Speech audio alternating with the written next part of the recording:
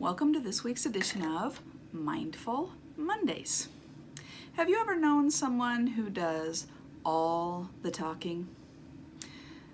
Let's be real. Unless you are that person, you've known someone like that person.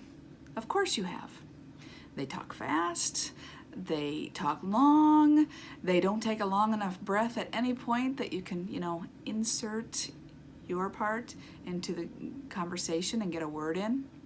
Your mind formulates all these thoughts. You can imagine we could have a conversation. I could say a thing back, but there's no conversation. You can't have a real conversation because they won't let you in. They just have so much to say. How is that for you when you're the one doing all the listening and someone else is doing all the talking, when you never get to speak? Do you feel heard? Do you feel valued? Do you feel noticed? Does it feel like a give and take relationship? Do you feel like your thoughts and the things that are going on in your life matter to this person at all? Or do you just feel like you're the most convenient verbal dumping ground in the moment for them? Have you ever seen someone like that when you're in the store and, ducked into the next aisle because, I don't want to volunteer 20 minutes of my Saturday to you unloading? Or have you seen maybe someone like that, you've seen their number on your caller ID and did you answer? Did you want to answer? I think most of us don't really want to spend much time with someone who does 100% of the talking. We don't long for their company, right? So here's the challenging question. Hold on. Are you that person when it comes to your personal prayer time with God? Do you show up quickly, you do all the talking and then you just leave really fast? Do you do this thing, you come and you give God the lists, forgive this, I need that, sorry for the other thing, and on a really good day, oh yeah, here's the list of people I want you to help, and, then you're done. I'm out, without ever giving God a chance to speak in the moment? If so, no condemnation. That's really the only way I prayed for many, many years. But have you ever wondered how God feels about doing all the listening and never having you stop and hear what he might have to say to you?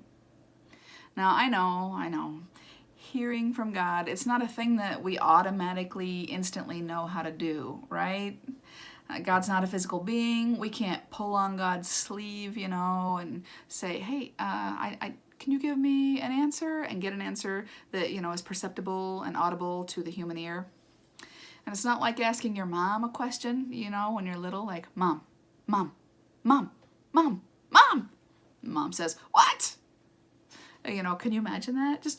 Just imagine it with me for a moment, God, God, God, God, God. What? It's fun to imagine, right? But we can hear from God. A good place to start listening is to listen for God's still small voice while we read scripture. It's probably not going to be an audible voice, but it might look like, having a strong impression or a word or a phrase jumping out and speaking to your heart in a personal way. Or maybe as you study that scripture, you get a mental picture that means something specific to you. One of my favorite ways of hearing God is when I hear the same lesson from several different unrelated sources that don't even know about each other on the same topic in a very short period of time. Whenever that happens, it stops me up short and I'm like, okay, God, I'm listening. Of course, it's important to note that when God speaks, God never contradicts other things God has said. So if what you're hearing flies in the face of what Jesus Christ said in Scripture we should or should not be doing, maybe check yourself. For instance, God is never going to tell you that someone else's husband is the person God has now chosen for you. If you need help learning to hear from God, you might want to check out my Faithful Friday series, and I'll put a link to last week's episode in the notes below for a technique that can help you get headed in the right direction.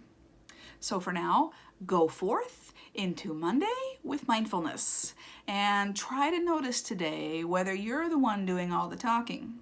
Try to notice that in your conversations with others, and try to notice it in your conversations with God. If that's what you're doing, it's a habit worth changing. Have a blessed day.